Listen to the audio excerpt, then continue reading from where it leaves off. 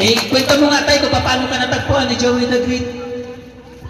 Natagpang na po ni Joey the Great noong August 23, 2023. Nag-vlog ako doon sa terminal ng Katarman. Nagkita kami. Dahil pupunta kami sa sa clinic, magpapa-check up ako. Yun, natagpuan ako niya. Tapos nag-usap kami. Pagkatapos pag-usap namin, hiningi ang aking number sa aking cellphone.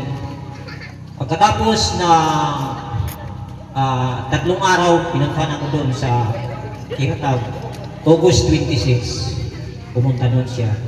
Tapos, hinag ako niya at nakita ang aking kalagayan na talaga ang bahay ko ay isang trapal. At saka yung bubong, mga mga karton. Tapos sabi ni Joey the Great, ano ang kailangan mo? Sabi ko naman, gusto ko sana magkaroon ng bahay dahil sa ganitong kalagayan, malamig, malamok paggabi. Salamat sa mga sponsors at sa kanilang awa sa aking tulong, nagkaroon ng bahay. Kung hindi sa kay Kuya Joey the Great at sa kay Kuya Bar, hindi ako magkakaroon ng bahay. So, thank you Lord sa iyong mga tanan. Patuloy silang i-bless ng Panginoon. Salamat.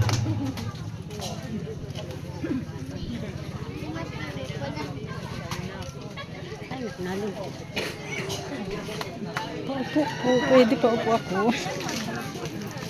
Nagbibidyo ka.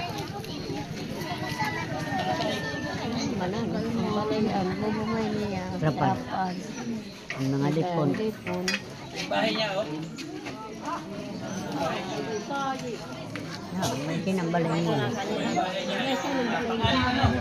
Pang-anim. So may tindahan po ito sa harapan. Nakahalagang pinagkulang ko lang 100,000 galing sa mga sponsor. So ayan, aawit po siya para po sa atin.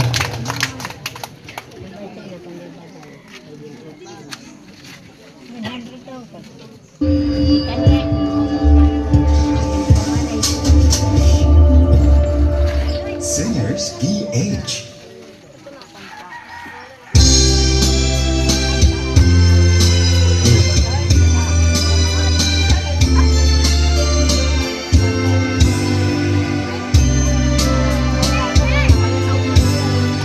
Lamig ang simoy ng hangin,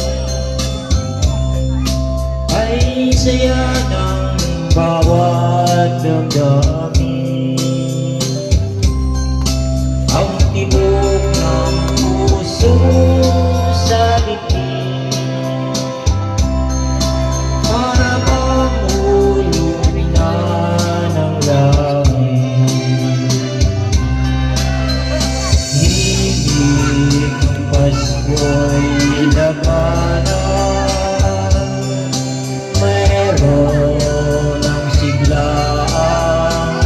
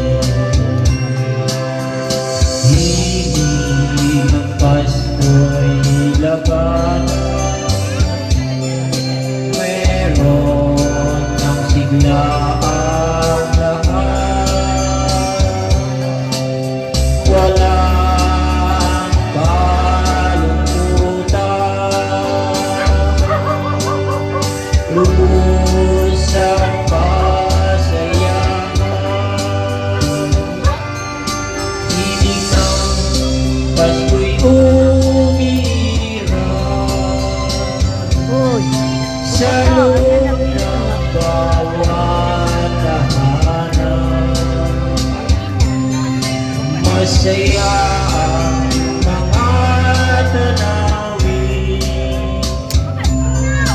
may awit ang simoy ng hangin.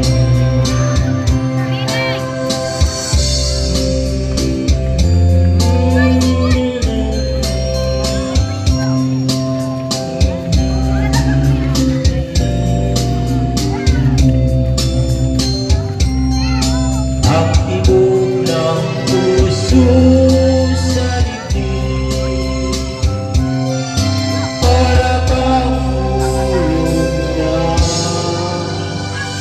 ng langit. Merry Christmas and Happy New Year sa inyo lahat. Thank you so much.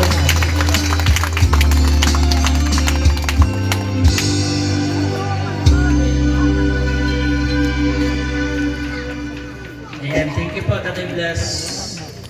O, di ba? Kahit ganyan, ano nakaka-proud, di ba?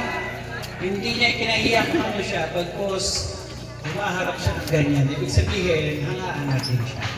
Hindi po hadlang ang kapansanan.